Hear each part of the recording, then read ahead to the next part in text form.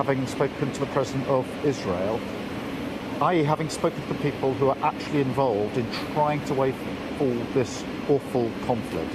Israel threatens Canada with huge blow if Trudeau presses ahead with Palestine plan. Right then, grab your Timmy's double-double because this one's hotter than a July heat wave in Toronto. Israel just told Justin Trudeau to back off his Palestinian recognition plans, and they are not exactly whispering politely in French.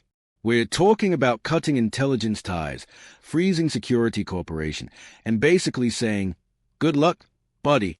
Next terror plot? You're on your own. And before you ask, no, this isn't the pitch for some CBC political drama.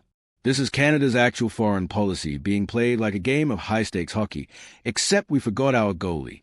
Welcome back to Canada Daily Coffee, where we serve up political chaos faster than Trudeau can say middle-class prosperity. And today's special? A heaping plate of international blackmail with a side of diplomatic disaster. Because apparently recognizing Palestine is now grounds for Israel to ghost us harder than your ex after you texted you up at 2 a.m. So, let's break it down, shall we?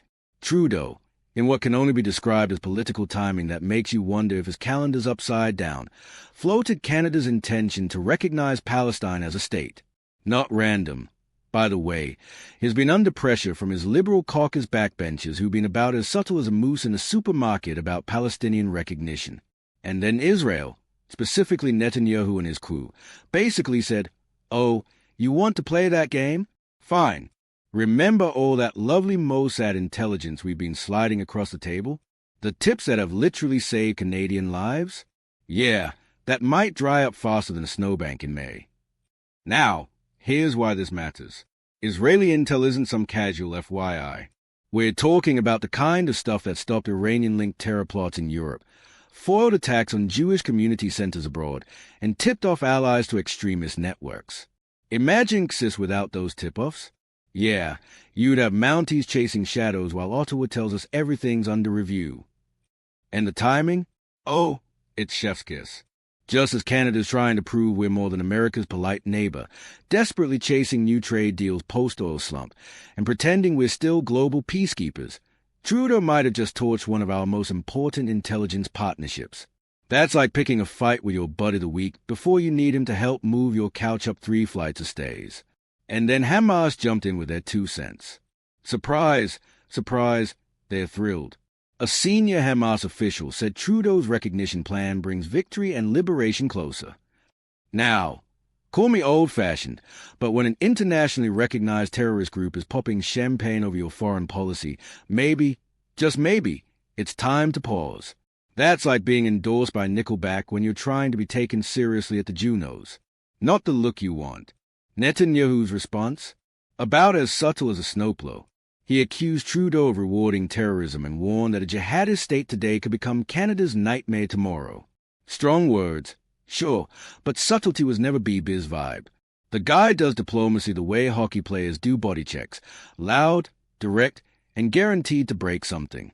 Meanwhile, Trudeau's doing his classic balancing act, trying to sound humanitarian while not completely torching Canada's security. He's condemned Israel's planned takeover of Gaza City, called it wrong, and urged restraint, which is basically like telling your landlord you're not paying rent this month, but you still expect them to fix the plumbing. Ambitious, but not exactly realistic. And let's not forget the bigger picture. France has already said they'll recognize Palestine. So has Spain. Canada wouldn't be leaping off this cliff alone. But let's be real. Just because your friends jump off doesn't mean the landing's soft. This isn't synchronized diving. It's foreign policy freefall. So here's where we're at. Canada risks losing key intel from one of the most advanced security services in the world. Hamas is literally cheering our Prime Minister. Israel's threatening to cut us off. And Trudeau's Liberals are split between moral principles and practical consequences. All while ordinary Canadians just want their groceries to cost less and for Parliament to stop acting like a reality show. And the million-dollar question? Is Israel bluffing? Or is Trudeau about to learn the hard way that moral high ground doesn't keep you safe from terrorist plots? Mossad needs CIS as much as CIS needs Mossad, but don't bet your Palestine on this being an empty threat. So buckle up, Canada, because this isn't just a foreign policy test. It's a question of whether we want to play global leader or stick to being everyone's friendly neighbor.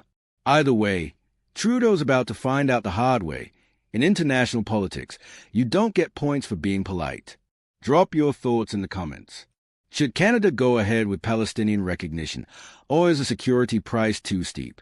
And don't forget to hit that subscribe button for more political chaos served fresh.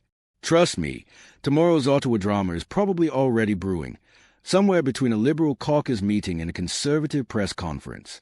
Until next time, this has been Canada Daily Coffee, keeping you caffeinated and mildly terrified about the state of our foreign policy.